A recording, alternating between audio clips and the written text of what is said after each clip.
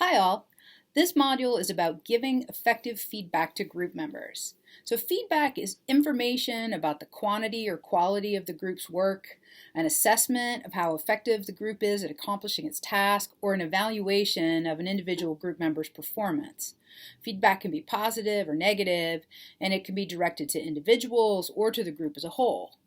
Most of us know that it's useful to give and receive feedback because it helps us understand what's going well and what we need to improve. But sometimes feedback can feel like a personal attack and can lead to either conflict or people withdrawing, right? It can be hard to hear critiques of our own actions, and it can be really difficult to give feedback to others in a way that's helpful and protects relationships. So the information in this module is really helpful both for your work and your team in this particular class, but also for participation in other groups in your life. So the readings this week discuss what feedback is, how to craft and deliver effective feedback, why it's beneficial for groups to have an established system for giving and receiving feedback. We also have some pieces that look at like who tends to get more feedback in groups and why does that matter, right? So an important idea to take from this body of work is that feedback is not a one-shot deal. It should be part of a conversation. It should not be, sometimes it's presented in this way, but effective feedback should not be like a one-way process where one person is like criticizing or unloading on somebody else, and that second person who's the target of the feedback just sits there passively feeling all the emotions that come with being judged and critiqued, right? That's not what we want to have happen. That's not beneficial for anyone. So good feedback is something that happens dialogically. It invites a back and forth conversation, and it's sensitive to like the time and the relationships of the people involved. So good feedback should also be oriented toward learning and growth. So one of the key ideas that's presented in the chapter that we'll read is sometimes a little bit tricky for students, and that's the distinction between three different types of feedback. So the first type is descriptive, and that's when you simply describe what you see about someone's behavior.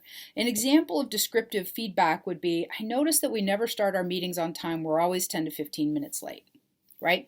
I'm not assigning blame about that to anyone. I'm not even saying we should change it. I'm just saying that I noticed this happening, right? So it could invite conversation about like, what do we think about that as a group? Individually, you could have descriptive feedback that says something like, Joanne, you tend to be quiet in the group and not say much during our meetings. Again, these are examples of descriptive because they're just describing behavior, and you wouldn't just do that and then not say anything else, right? But it can be an invitation for future conversation. You could have some descriptive feedback and then ask a question. Is there anything you'd like to share, or what do you think about this? Something like this that kind of starts the conversation, right? This initial piece of feedback, though, it's just descriptive. Descriptive feedback can seem like it isn't really feedback in the way we typically think about it because there's no explicit evaluation, but it's useful as a way to bring the group's attention to something that's going on that you think might be important. It may be that Joanne feels like she can't figure out when to jump into the conversation and would really like to have people listen to her ideas, but she doesn't know kind of when is the right time to step up. So making that kind of observation can serve as an invitation for her to participate. Maybe she's more introverted and learns best by listening and thinking before she speaks. If you're in a group with Joanne and you make this observation in a way that's non-judgmental, it could invite her to participate more or to share her insights with you and other group members in another way. Right? It can also be an indication to other group members that they might need to give her some space. Okay, so a second type of feedback is evaluative.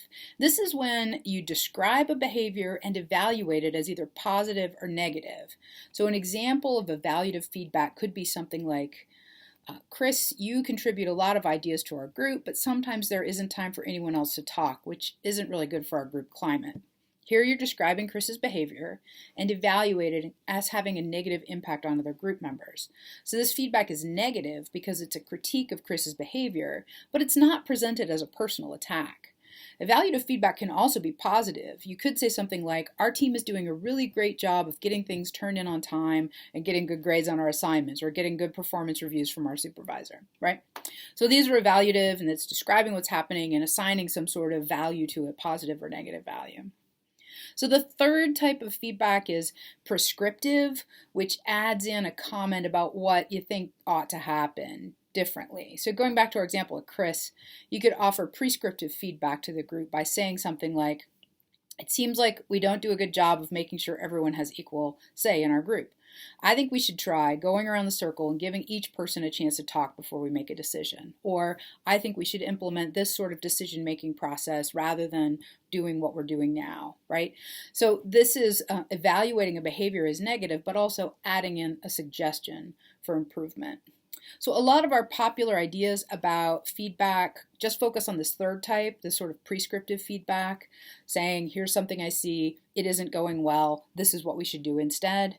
But actually, that is only one kind of way to give feedback. All three types of these, descriptive, evaluative, and prescriptive, are valid types of feedback and can be appropriate in different situations. Some of the other things we see in this module give really specific instructions on positive and productive ways to initiate feedback, or ways to sort of build a cycle of feedback into your group process. So I hope this material helps you think about the different types of feedback, ways that you can solicit feedback for yourself and respond to feedback from others, and ways that you can provide feedback to group members and coworkers in a way that is supportive, productive, and helpful. That's it for now. I look forward to your work this week, and let me know what questions you have.